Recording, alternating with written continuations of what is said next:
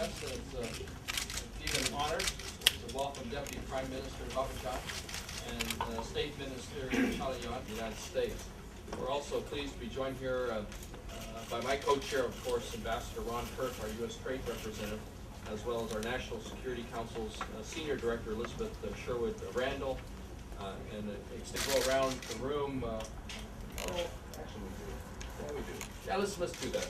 Let's in a few minutes go around the table, but we do have a roster and a list of everyone that is here in front of us. But we're here to realize a commitment to Turkish economic and commercial relationships.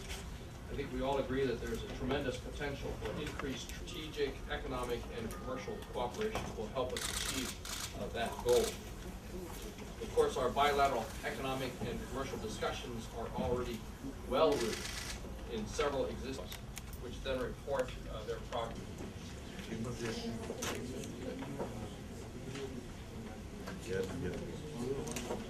Babacan and his wife on the birth of their third child, a son who is 9 days old. So we thank you for being here instead of helping with all the attention that a third baby deserves when it's only 9 days old.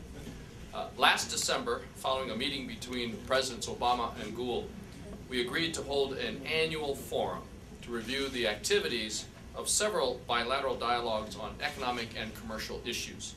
We have work groups involved in trade and investment framework agreement, economic partnership commission, energy working group, and also a U.S.-Turkey Business Council. All of these are activities in which our two countries are fully engaged. This morning we held the first meeting of the U.S.-Turkey Framework for Strategic, Economic, and Commercial Cooperation. And I'm pleased to announce that we have agreed to move forward in several key areas to expand U.S.-Turkey commercial engagement. Number one, we've agreed to hold in 2011 the first meeting of the U.S.-Turkish Business Council, a venue for private sector business leaders in both countries later this year, aimed at increasing bilateral foreign direct investment.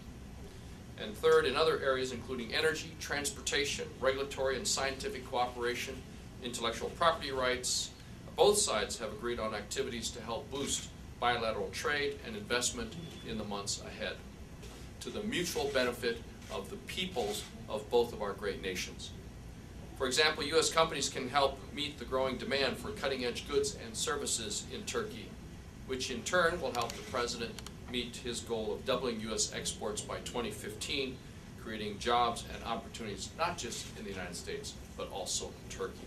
Prime Minister, the Minister of State for Trade are both very strong proponents and believers in the power of economic reformation to not only change the way we do business, but fundamentally understand how this can improve the lives of the people with whom we serve. And that trade is not an esoteric concept, but really a very critical means by which progressive governments, good friends, good partners and allies, such as the United States and Turkey are, can really improve the lives of the people we serve. So first of all, I join Secretary Locke and President Obama in commending you for the path on which you have put Turkey.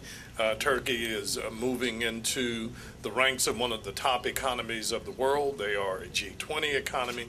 So you can understand that while we are pleased with the near $11 billion worth of trade that is shared between our two countries, that I think all of us agree to the Deputy Prime Minister Babacan for his remarks. Mr. Minister. Thank you. Secretary Locke, Ambassador Kirk, Mr. Chalian,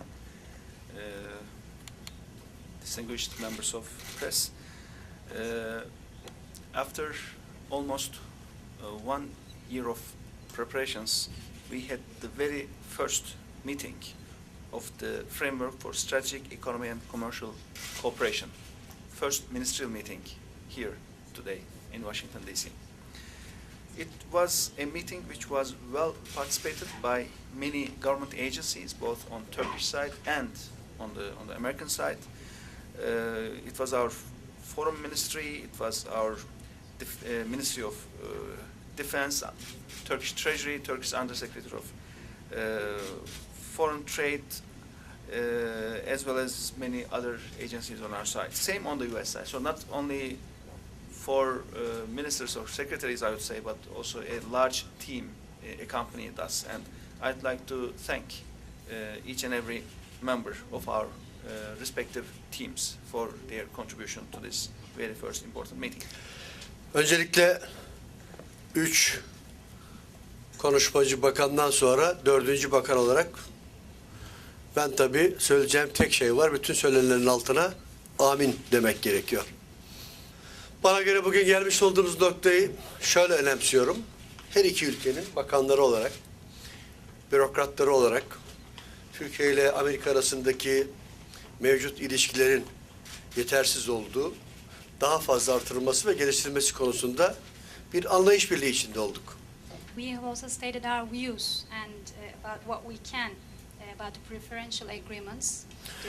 Ve yine bu çerçevede gerek TİFA, gerek Ekonomik Ortaklık Komitesi, gerek Enerji Çalışma Grubu ve yeni kurulacak olan karşılıklı Türk-ABD İş Konseyi'nin birlikte müşterek çalışılarak belirlenmiş olan takvim çerçevesinde çalışmalarını öngördük.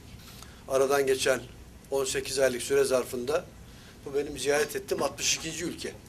This is the 62nd country that I visited after I became the Minister for Foreign Trade in just 18 months. Neredeyse Kirk'ü kendi kardeşimden daha fazla gördüm. And I have seen Kirk more than I see my brother. Ve dünyanın çevresini 11 tur attım. And I have toured around the world for 11 times. And what impact does it have on the bilateral relationship? Well, we actually think this will increase and enhance the bilateral relationship, and we cannot have too many mechanisms and forms by which we can discuss issues face to face and to advise our respective governments. The purpose of this particular business council is that we're looking at very specific sectors and appointing business members from the U.S. side to be on this council, and then the government of Turkey will then also appoint members looking at the composition of the U.S. side to make sure that there's compatibility and a linkage of the various issues and sectors represented. Then the purpose of this particular business council is to have the groups talk among themselves and make recommendations to each of the two governments on how policies in both countries must be addressed or can be changed to facilitate more business-to-business growth and interaction and partnership. Because we know that if businesses on both sides, in both countries, are able to prosper and allowed to engage in more trade, not just to each other, but around the world and in partnership with each other, that will create more jobs for the people of both countries, and that's our #1 objective.